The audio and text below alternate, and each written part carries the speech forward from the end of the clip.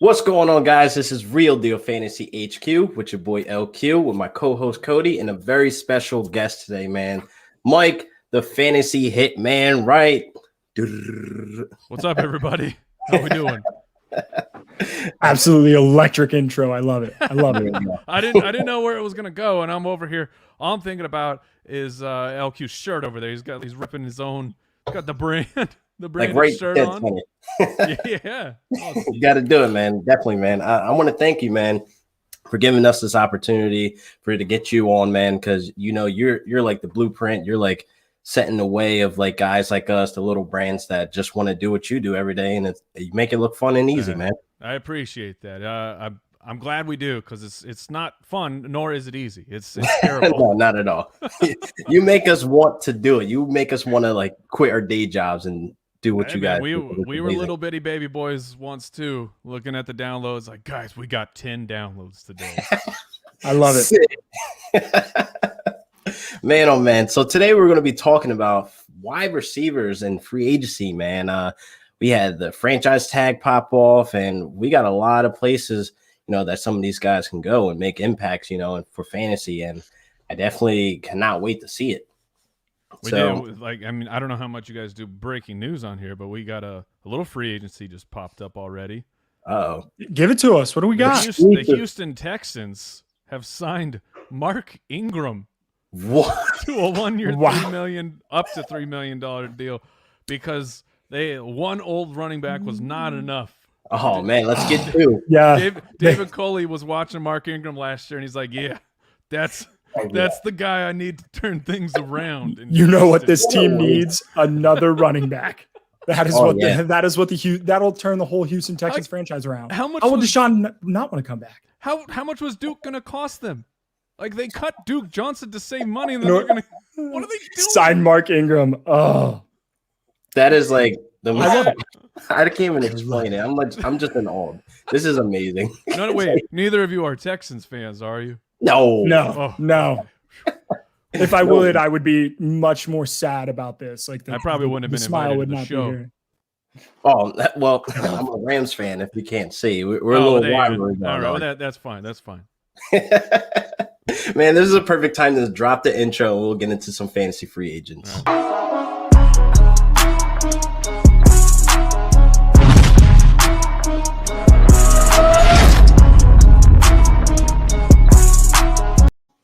Man, so let's get into these free agents, man. Let's get into some of these wide receivers. So go ahead, start off, Cody.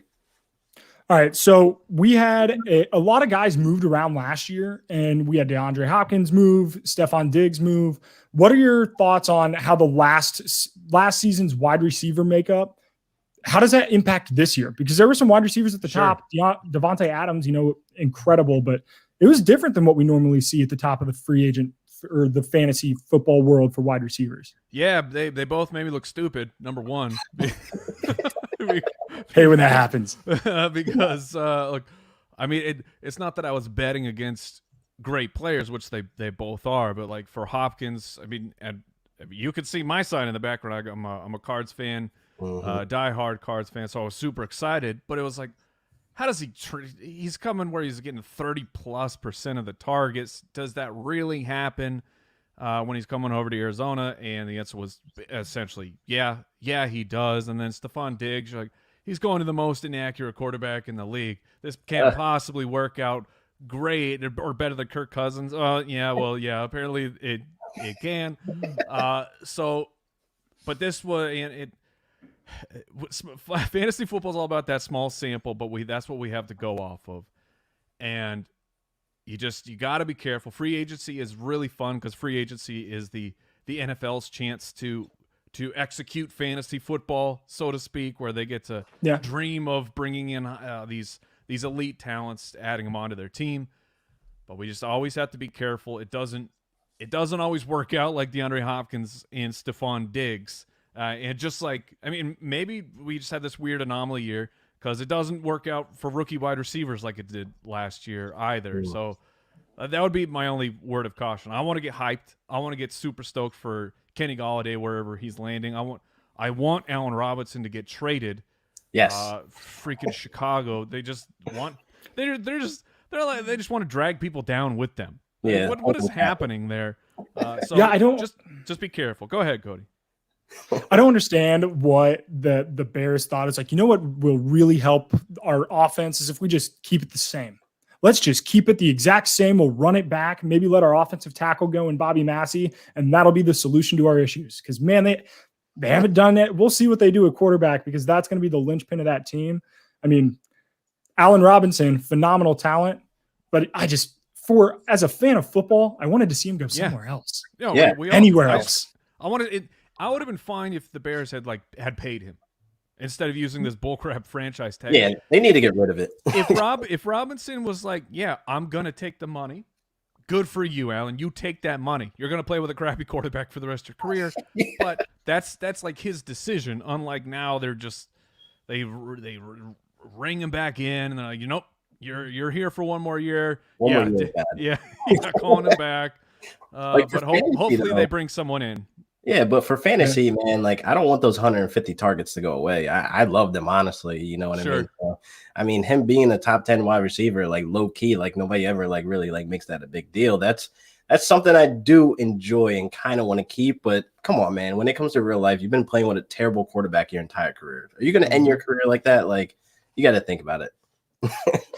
Well, and the thing about Allen Robinson too is because he's been so successful for so long, a lot of people think that he's a little older than he is. He's only a year older than Terry McLaurin. Allen Robinson is by old. This is true. Already an old man. This is true.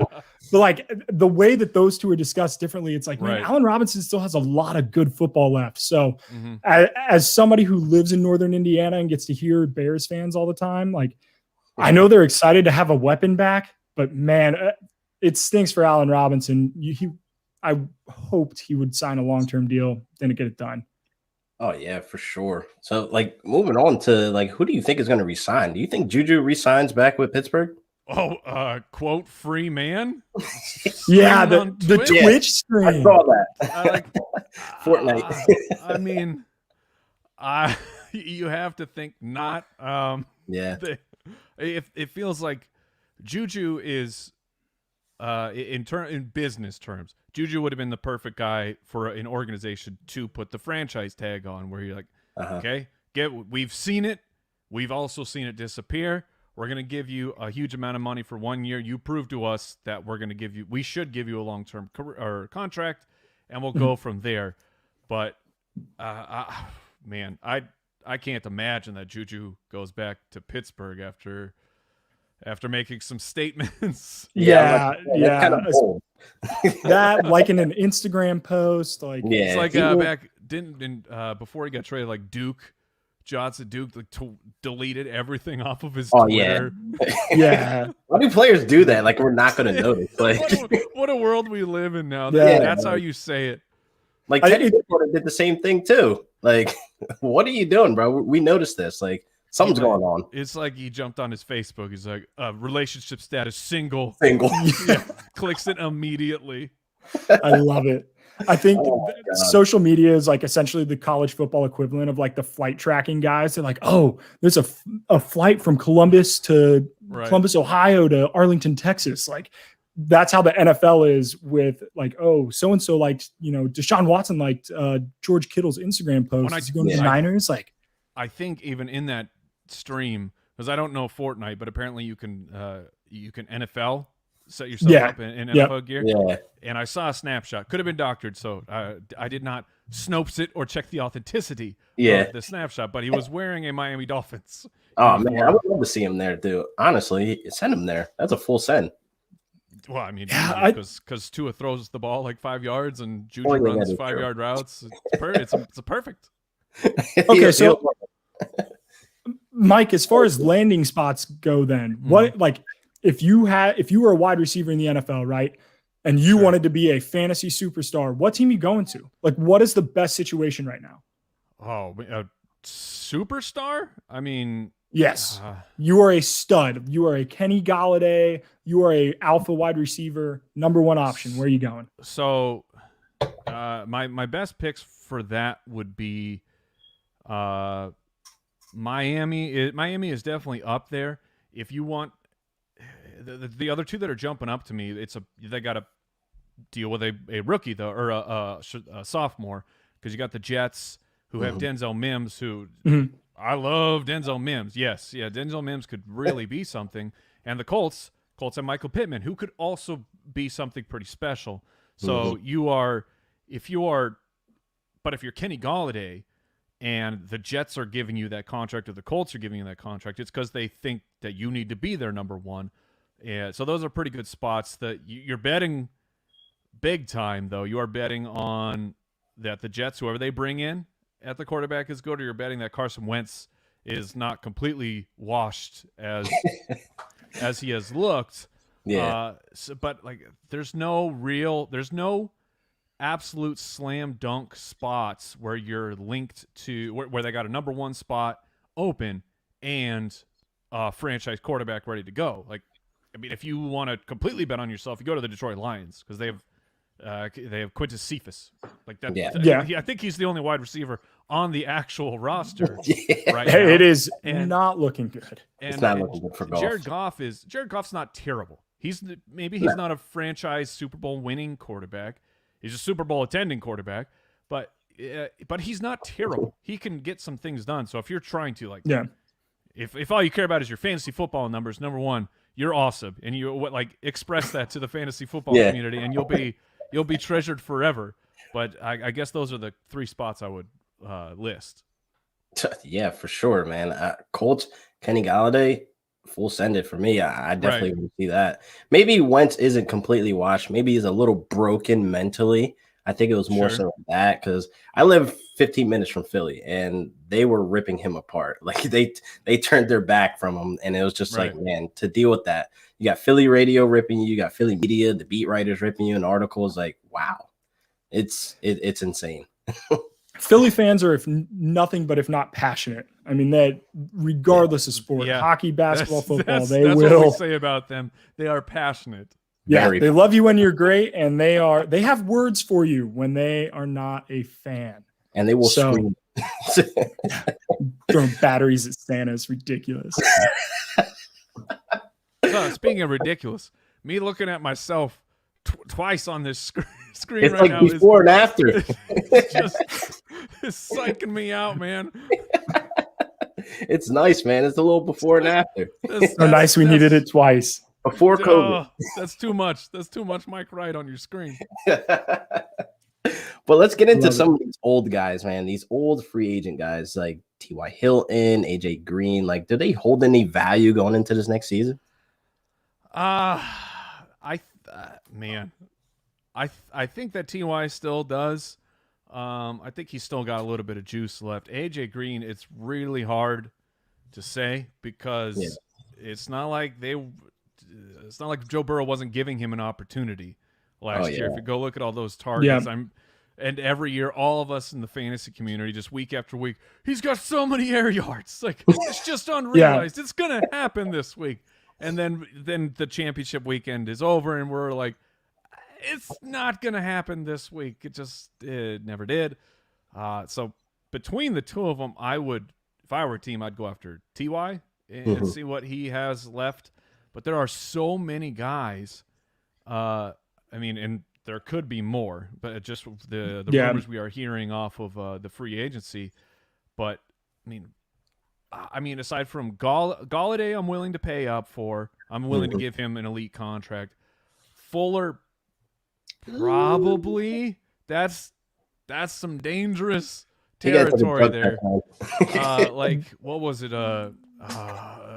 Sean Merriman. Am I remembering that? Or the defender on the Chargers back? Chargers, yep. He was a superstar.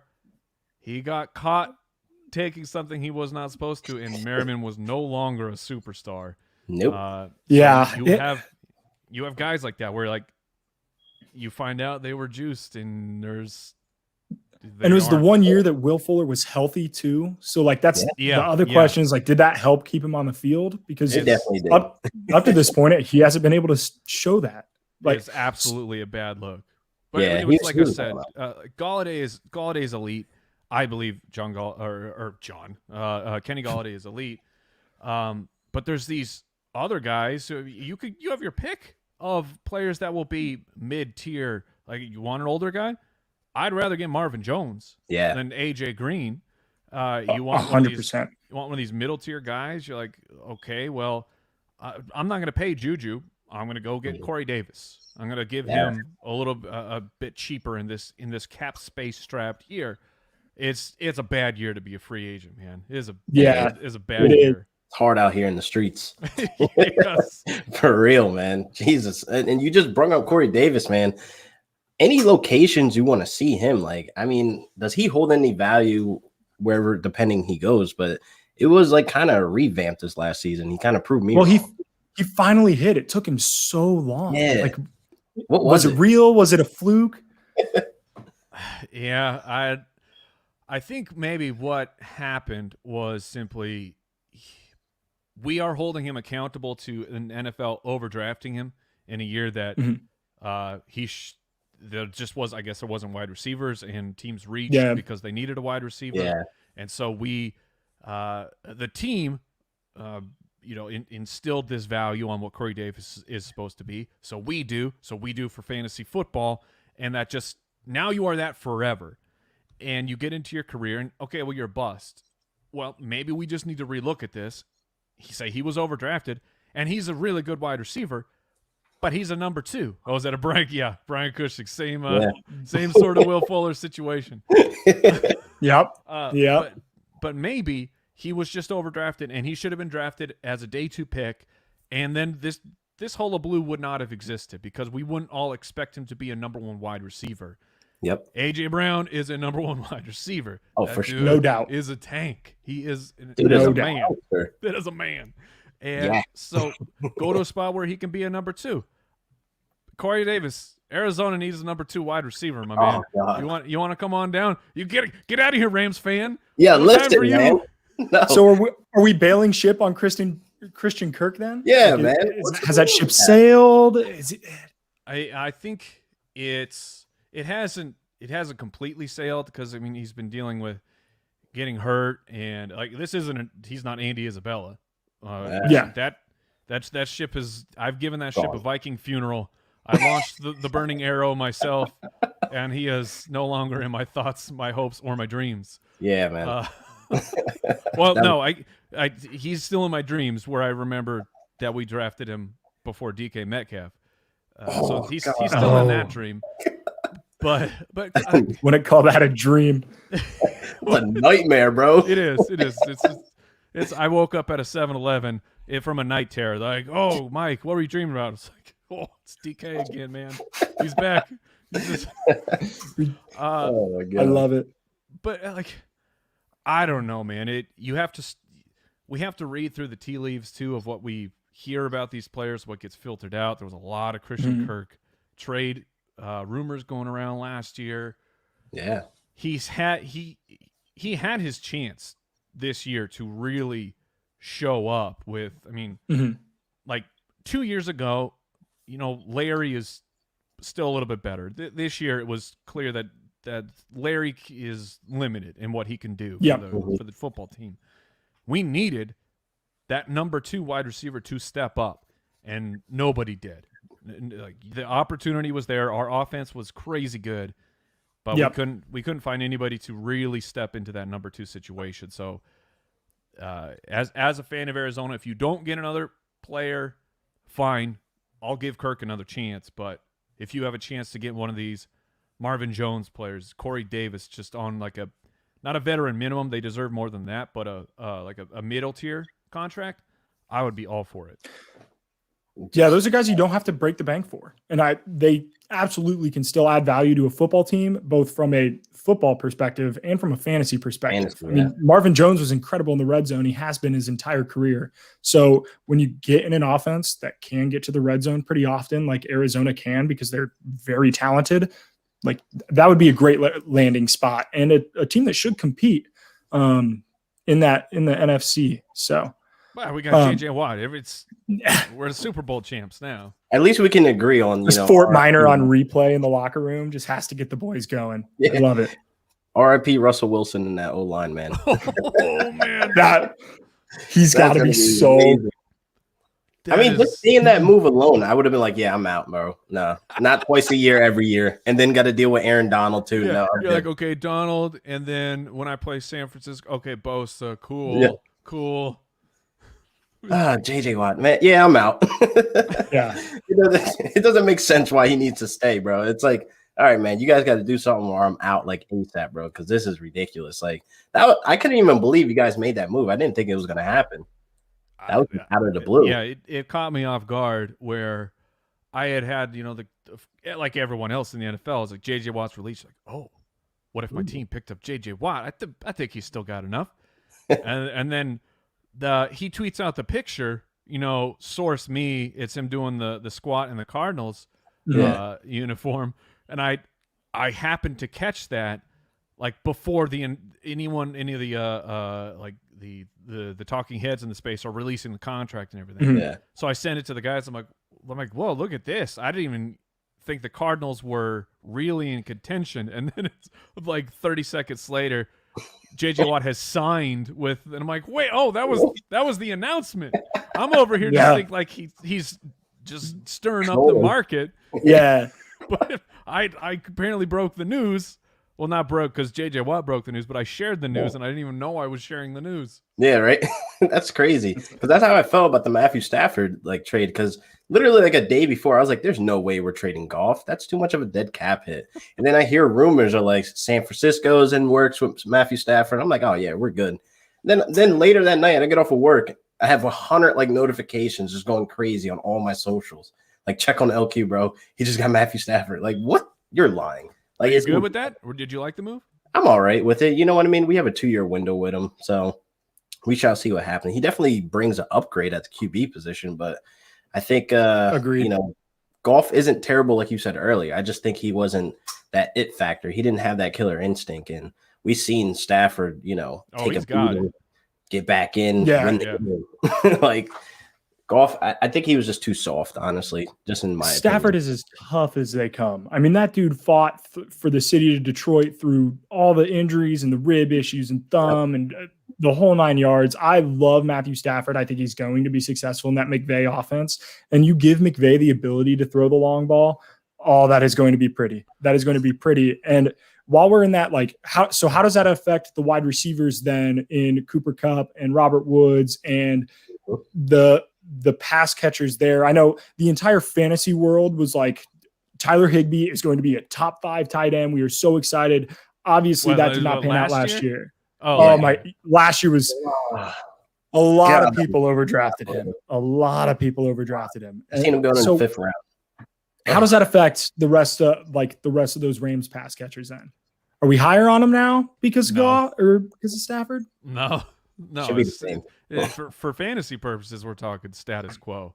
I think, like adding moving Goff for Stafford, that's probably like a +2 wins. I would put it right around there. Like if you want to set the over under at 1.5 or 2.5, it would make it difficult.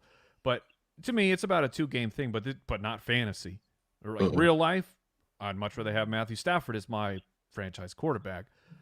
But for fantasy, I don't see what those guys could possibly do. I mean, we could see more of 2 years ago Cooper Kupp than this last year of Cooper, where it was a downturn in the fantasy production that we had hoped for. Kind of stale. So, but I mean, I wouldn't move them wherever I would have drafted them with Goff. I'll draft them there with Stafford. No, not moving up, not moving down.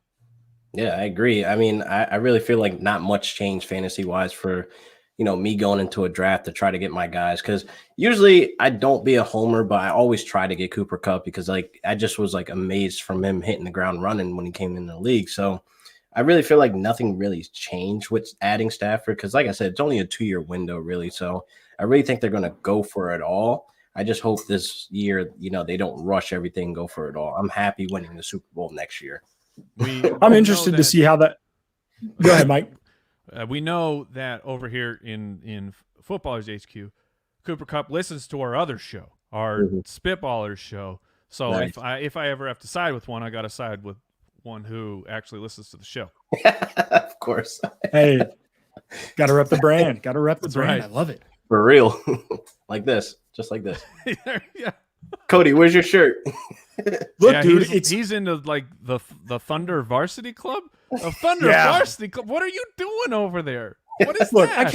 I came straight from work. I'm rocking a polo and jeans, right? I just got done doing some engineering stuff, right? Making body parts for a living. And I got to come in here and talk football. And I bring the electricity, right? All the time. It's the Thunder. We're going. All right. No, it's Okay, it's what my do you- D3 school that I graduated from. Okay. What's is this your gig, or you got a day job? What do you do? I do have a day job. So I am a medical I was done device talking engineer. to you, Thunder Boy. Oh, okay. All right. Yeah. Cody. I'm a Tesla technician. I know you Okay. guys were big fans of Tesla. So, I saw you tag something about Elon, and I didn't want to be presumptuous. And yeah. yes, Yeah. big fans of Tesla. Yeah, man. You got to get one, man. It's very fun. I drive a Model 3. Oh, check you out. Yeah. What color? Phew, it's all white, man. White outside, white On interior, the inside. Nice. de-chromed. Ooh. The refurbished one. Yeah, Yeah. I know. Like I got mine. I'm like, how do I make mine look cooler than everybody else? Yeah. And then they were go, like, ooh, we see what Mike paid money to do to his car. We'll just do that for free now. yeah, no extra cost. Oh man, that is insane. But yeah, it's cool working there. It's definitely a new experience for me. I just started. Well, not just started. I've been there for almost a year and some change now. So That's awesome. pretty cool gig. Yeah. So when he lets me not do a 12-hour shift, I talk fantasy football. Oh man. So let's get back into some fantasy football, man. So again, these teams, man, there's a lot of free agents out there that are on the move. We talked about Corey Davis, we talked about Will Fuller, Juju, Ty, like these guys, man. I really don't understand why teams like Miami or Washington or even Indy are not going full blown for these top alpha guys like Kenny Galladay. Like, I don't know what goes into that. So what if like we see Jacksonville make a push for like a Kenny Galladay or a Juju? Like, what does this do for like the guys like we're sleeping on like Shenault? I mean, Jacksonville, that's interesting. I haven't heard them connected to any of the big name guys, but like we just saw with JJ Watt, and this happens all the time. We think we're plugged in because there are insiders, insiders who, they have friends in high places. They don't get all the information. Some of these teams are very, very tight-lipped, and then it's, what a surprise to everyone. Yeah. Like, well, hold on.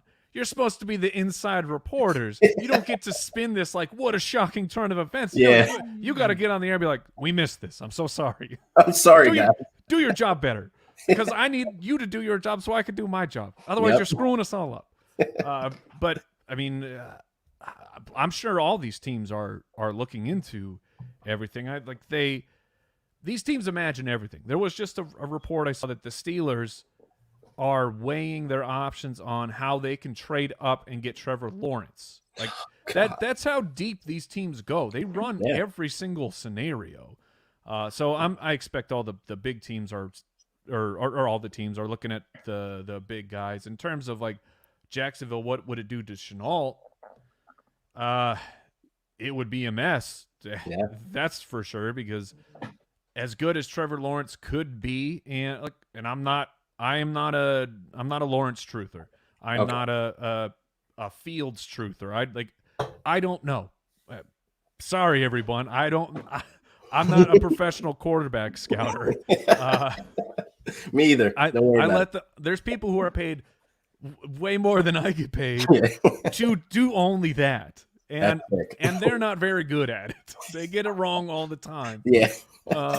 But what we have to go off of is their information and past information for fantasy football. And that says rookie quarterbacks can be good.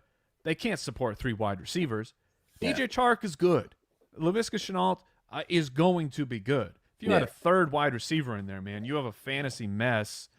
It would be good for them. I mean, why not? You're getting your franchise quarterback. Why not pay another wide receiver and just have a full set of weapons ready to go for Trevor Lawrence? That would be incredible.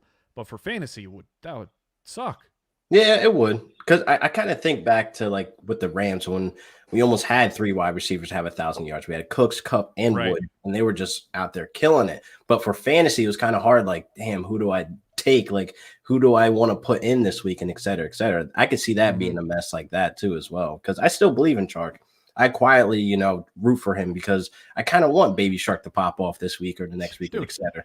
I was all over Chark last Hell year. yeah. Last year, it didn't work. But No, I had Chark and DJ Moore, so my stress level was. dude, you were right there with me, man. DJ Moore, Yeah. DJ Oh Moore my. and Chark. Those were like my 5th, 6th round guys. Yep, those were the guys that were supposed to take me to the ship, and yeah, did not happen at all. Moore was quietly good. What I got? Fantasy Football yeah. Hustle. What up? It definitely was. DJ Moore was very good quietly. And so Quietly, but it was Robbie stressful. good too. It was Yes. stressful. Oh yeah.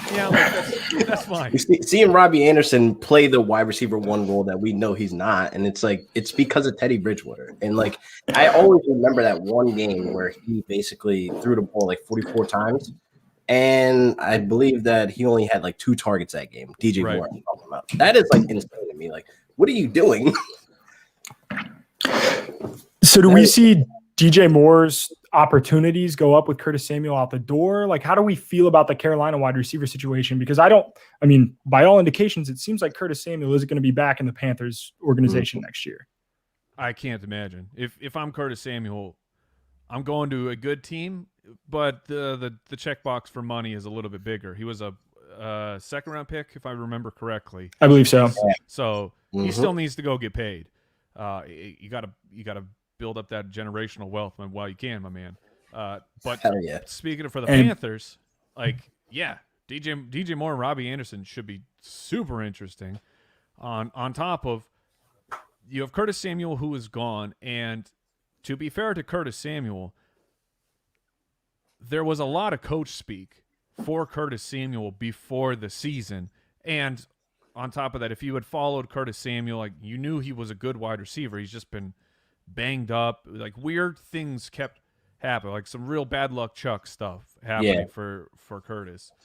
And they talked about him and they hyped him up and it didn't happen. But then they figured it out, and Curtis Samuel was a weapon for the Panthers. With him out and all those vacated opportunities, I don't see them adding one of these elite wide receivers. No. And by all accounts, they're doing everything they possibly can to get a new quarterback in town. Yeah. So, yeah, I mean, I'll be interested in DJ Moore. I mean, his historical production, man, look, that's elite wide receiver stuff, what he has already done. And he did it with, not the greatest passing quarterbacks in the NFL. That is true, yeah. I definitely am going to buy him again this year with confidence. I know it's going to be a little stressful, but I think I can get him a little bit later than I did, last season. Sure. So, well, I think a lot of owners last year are going to be disappointed in what they got from him. So he might slip a little bit. And I think there's some value there that you could, if he goes a round or 2 later, absolutely. Give me all the DJ Moore shares. Hell yeah. I forget what movie that's from, but I always say it. Hell yeah. But yeah, man, before you get out of here, man, I definitely want to thank you again for giving me this opportunity, man. But guys like me and Cody, like the smaller brands that are out there, some of the guys that are watching are analysts, what is some advice that you will give us to kind of get to where you guys are doing the thing you guys do week in and week out? Sure. Let's see. I mean, my number one tip is generally for most people is like audio. Hold on, am I ruining your thing with my buzzing phone? Sorry, as I'm telling you guys how to like be professionals, my phone is exploding into my microphone. Audio quality is something that is easily obtainable. I mean, that was one of the things we had right out of the gate. Now, lucky for us, a lot of my background is audio engineering, so I kind of already knew how to do things. Yeah. But if you jump on YouTube and just search like how to record good audio, I guarantee you there is, like, if you put in 2 hours of time, you could figure out how to have really, really good audio, figure out which microphone you need to get that's not going to just absolutely explode your budget. You don't have you don't have to have an SM7B to have good audio. There's other microphones that can get it done. You have to know how to do it. Yeah. And then, I mean, like that would be number one. Number two, it sounds stupid, and everybody always says it, but I'm telling you because it's really worked for us. Be who you are as a person. Like, just be an authentic person. If you are a goofy dork, let it rip, Yeah. man. Who cares? Like, I'm a buffoon. My co-host Jason is a buffoon. Andy is like a super type A old man.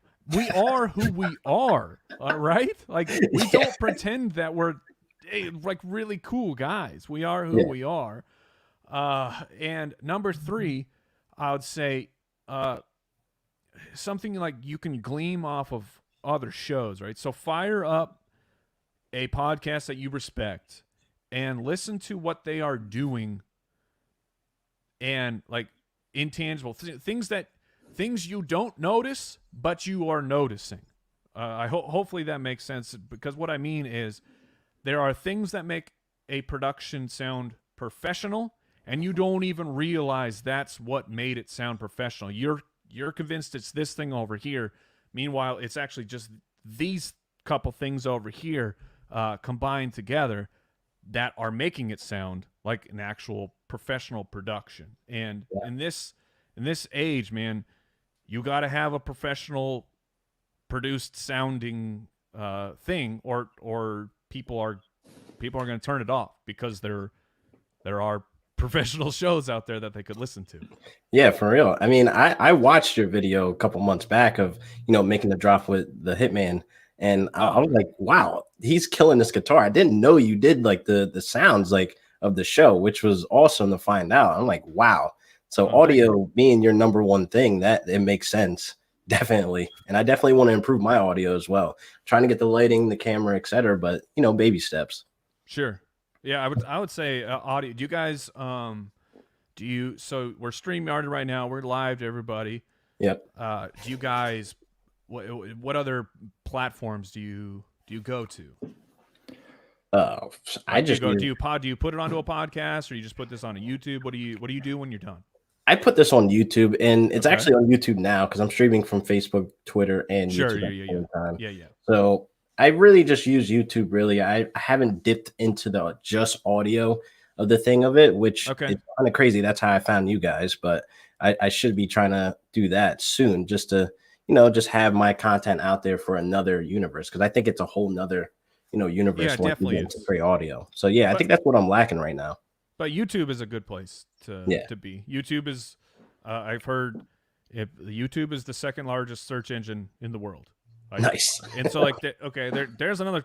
Whatever, man. We're just talking about tips right now. Like, just shooting the shit. you aren't just making a show. You're trying to start a business. So that is true. Don't just think about your show. Your show is the most important part, because if your show sucks, you don't have a business. Yeah, exactly. You don't have the main business. But that was a pretty big key differentiator for us as the footballers. So my last job, Jason was my boss. Jason was my boss for like 7 years, and Andy would have technically been a boss. I mean, he was far more a superior than I was. And these guys were like, it was Jason's business, him and this other guy, but Andy was a huge part of it too. So we came into this where those guys, like especially Andy, may or may not, whatever. I won't speak for him, but he probably likes the business side more than he even likes the fantasy football side, because it juices him up to like think about, how do you optimize this thing for business? How can we make this part of our website better? How can we make this part of the show better? Like, that really it gives him fuel. And so it's nice to have we got lucky that we had a mix of people who they, like, at the very beginning, those two dudes were on business, I was on audio, and like we just kind of formed a really foundational triangle that we were able to form the business around.